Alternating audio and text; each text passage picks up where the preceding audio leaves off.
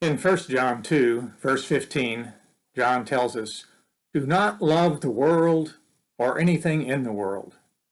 If anyone loves the world, love for the Father is not in them."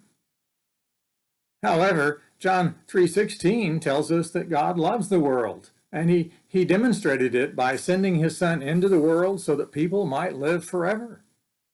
And Jesus tells us, love your neighbor as yourself.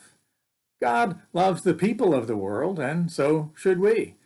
And God created the earth and called it very good, and he wants us to take good care of it. We are stewards taking care of God's property.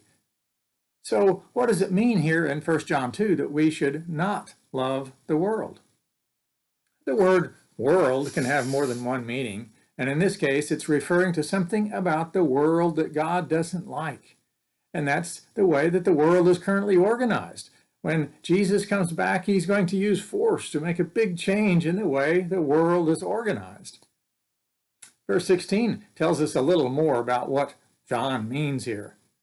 For everything in the world, the lust of the flesh, the lust of the eyes, and the pride of life, comes not from the Father, but from the world. He's talking about fleshly desires, even visual desires, where we want to experience things and see things. But it's not wrong for us to enjoy a beautiful sunset, or to enjoy the fragrance of flowers, or the taste of some freshly baked bread. God created those things, and it's not wrong for us to desire them, as long as those things don't become more important to us than God is. They should not become idols to us. And what about the pride of life? Does John mean that we should be ashamed of life?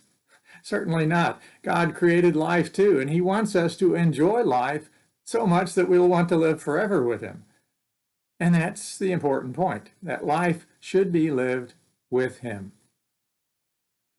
But the pride that John is talking about is a pride over against God, a pride that's more important to us than God is. And it seems that humans are born with a pride over against God. We want to be self-sufficient. We want to be masters of our own fate. We want to be in control. And our desires for our own enjoyment become more important to us than God is.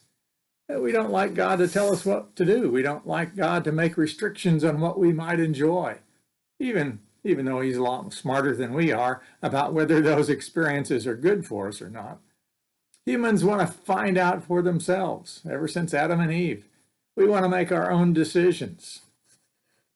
But one major problem is, as John says in verse 17, that the world and its desires pass away. But whoever does the will of God lives forever. If we really enjoy life and would like for life to continue, then the best thing for us to do is to do the will of God, because all the pleasures of the flesh and the pleasures of the eyes will pass away. If we are dead, we can't enjoy any of it. And pride in ourselves will pass away too. As we get older, we get more reminders that we are not self-sufficient. We can be thankful to be alive, thankful not to our own self-will, but thankful to the God who created us and sustains us. And particularly because the same God also sent Jesus, so that whoever believes and trusts in him will not die, but will live forever.